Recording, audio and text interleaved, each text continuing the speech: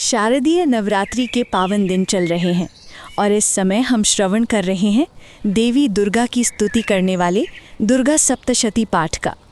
तो चलिए आज के इस वीडियो में हम दुर्गा सप्तशती पाठ के अगले अध्याय का श्रवण करते हैं।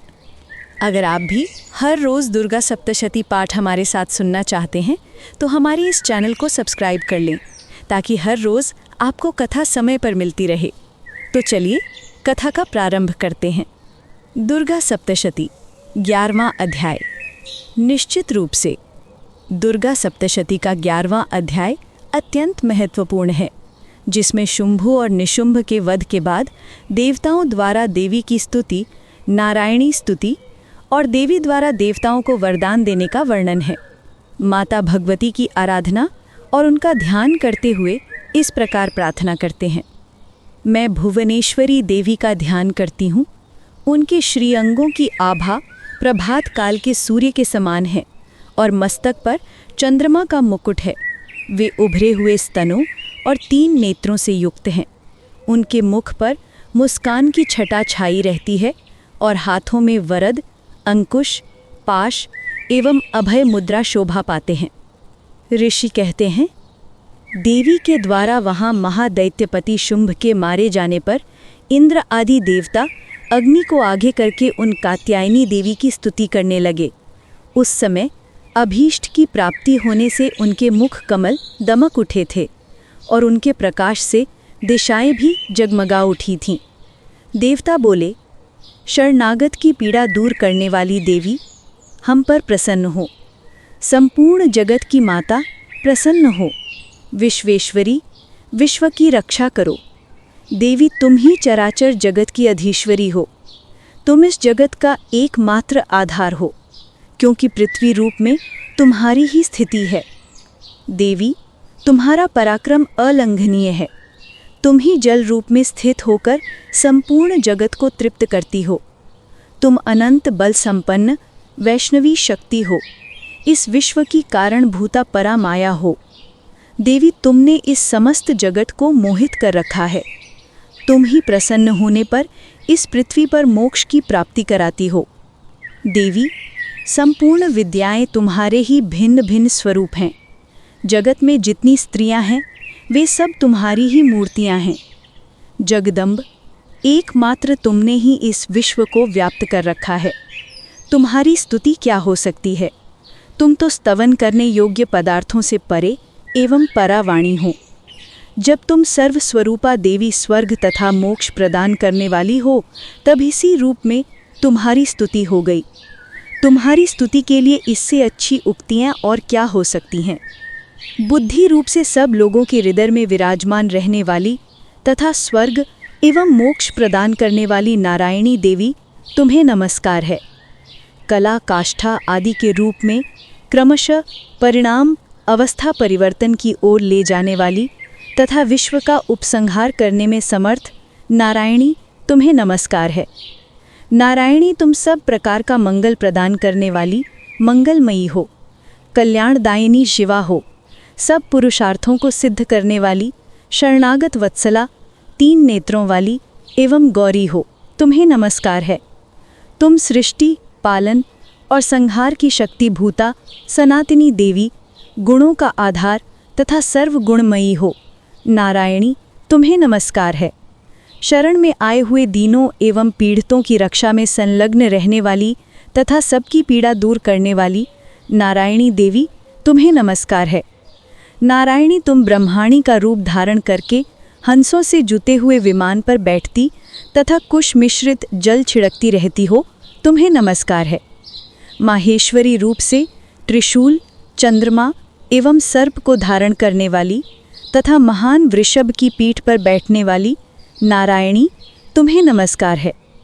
मोरों और मुर्गे से घिरी रहने वाली तथा महाशक्ति धारण करने वाली कौमारी रूप धारिणी निष्पापे नारायणी, तुम्हें नमस्कार है। हाथ में शंख, चक्र, गदा और शारंग धनुष रूप उत्तम आयुधों को धारण करने वाली वैष्णवी शक्ति रूपा नारायणी, तुम प्रसन्न हो। तुम्हें नमस्कार है।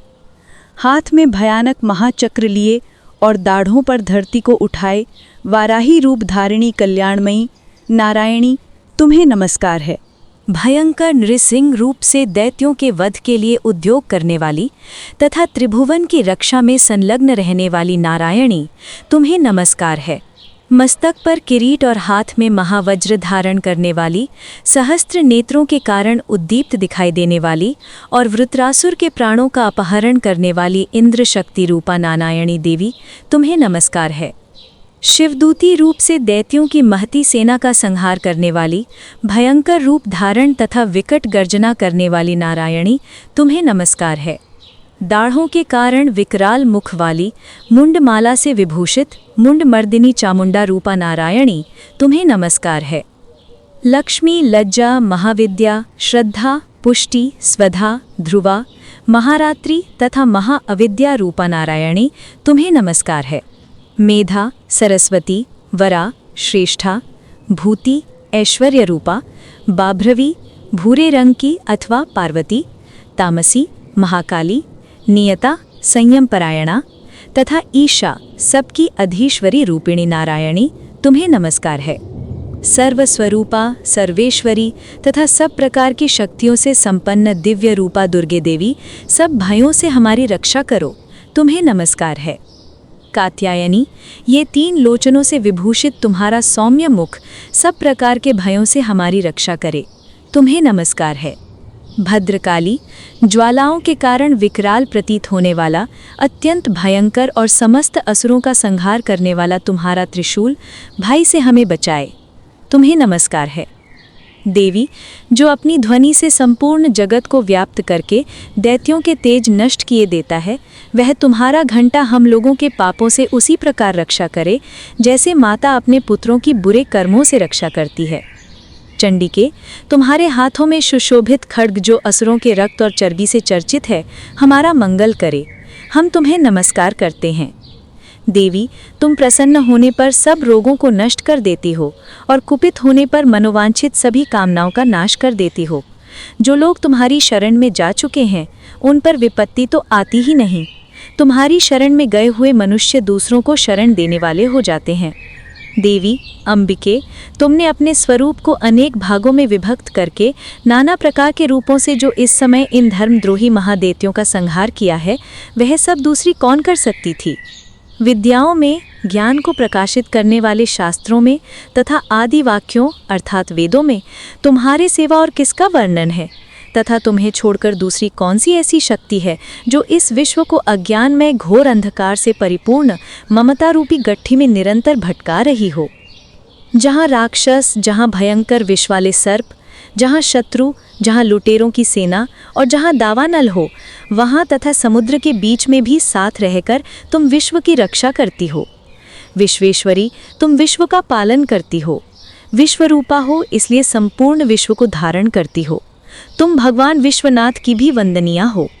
जो लोग भक्तिपूर्वक तुम्हारे सामने मस्तक झुकाते हैं, वे संपूर्ण विश्व को आश्रय देने वाले होते हैं। देवी प्रसन्न हो, जैसे इस समय असुरों का वध करके तुमने शीघ्र ही हमारी रक्षा की है, उसी प्रकार सदा हमें शत्रुओं के भय से बचाओ। संपूर्ण जगत का पाप नष्ट कर दो और उत्पात एवं पापों के फलस्वरूप प्राप्त होने वाले महामारी आदि बड़े बड़े उत्पातों को शीघ्र दूर करो। विश्व की पीड़ा दूर करने वाली देवी, हम तुम्हारे चरणों में पड़े हुए हैं, हम पर प्रसन्न हो। त्रिलोक निवासियों की पूजनीय परमेश्वरी, सब लोगों को वरदान दो। देवी बोली, देवताओं, मैं वर देने को तैयार हूँ। तुम्हारे मन में जिसकी इच्छा हो वह वर मांग लो। संसार के लिए उस उपकारक वर को मैं अवश्य दूंगी। देवता बोले, सर्वेश्वरी, तुम इसी प्रकार तीनों लोकों के समस्त बाधाओं को शांत करो और हमारे शत्रुओं का नाश करती रहो। देवी बोली, देवताओं, वैवस्वत मनवंतर के 28वें युग में शुंभ और निशुंभ नाम के 2 अन्य महादैत्य उत्पन्न होंगे। तब मैं नंदगोप के घर में उनकी पत्नी यशोदा के गर्भ से अवतीर्ण हो विंध्याचल में जाकर रहूंगी और उक्त दोनों असुरों का नाश करूंगी। फिर अत्यंत भयानक रूप से पृथ्वी पर अवतार लेकर मैं वैप्रचित नाम वाले दानवों का वध करूंगी। उन भयंकर महादैत्यों को भक्षण करते समय मेरे दांत अनार के फूल की भांति लाल हो जाएंगे। तब स्वर्ग में देवता और मर्त्यलोक में मनुष्य सदा मेरी स्तुति करते हुए मुझे रक्तदंतिका कहेंगे। फिर जब पृथ्वी पर 100 वर्षों के लिए वर्षा रुक जाएगी और पानी का अभाव हो जाएगा, उस समय मुनियों के स्तवन करने पर मैं पृथ्वी पर अयोनिजा रूप में प्रकट होंगी और 100 नेत्रों से मुनियों को देखूंगी। अतः मनुष्य शताक्षी इस नाम से मेरा कीर्तन करेंगे। देवताओं, उस समय मैं अपने शरीर से उत्पन्न हुए शाकों द्वारा समस्त संसार का भरण पोषण करूंगी। जब तक वर्षा नहीं होगी तब तक वे शाक ही सबके प्राणों की रक्षा करेंगे। ऐसा करने के कारण पृथ्वी पर शाकंभरी के नाम से मेरी ख्याति होगी। उसी अवतार में मैं दुर्गम नामक महादैत्य का भी वध करूंगी। इससे मेरा नाम दुर्गा देवी के रूप में प्रसिद्ध होगा। फिर जब मैं भीम रूप धारण करके मुनियों की रक्षा के लिए हिमालय पर रहने वाले राक्षसों का भक्षण करूंगी, उस समय सब मुनि भक्ति से नतमस्तक होकर मेरी स्तुति करेंगे। तब मेरा नाम भीमा देवी के रूप में विख्यात होगा। जब अरुण नामक दैत्य तीनों लोकों में भारी उत्पात मचाएगा, तब मैं तीनों लोकों का हित करने के लिए 6 पैरों वाले असंख्य भ्रमरों का रूप धारण करके उस महादैत्य का वध करूंगी। उस समय सब लोग भ्रामरी के नाम से चारों ओर मेरी स्तुति करेंगे। इस प्रकार जब जब संसार में दानवी बाधा उपस्थित होगी, तब तब अवतार लेकर मैं शत्रुओं का संहार करूंगी। इस प्रकार श्री मार्कंडेय पुराण में सावर्णिक मनवंतर की कथा के अंतर्गत देवी महात्म्य में देवी स्तुति नामक 11वां अध्याय पूरा हुआ। तो ये थी आज की कथा। अगर आपको ये कथा पसंद आई हो तो इसे लाइक करना ना भूलें, और यदि आपके मन में भी माता रानी के लिए प्रेम है तो सब्सक्राइब करें, ताकि आने वाली नवरात्रि की कथाएं भी आपको सही समय पर मिलती रहें। चलिए मिलते हैं कल एक नई कथा के साथ।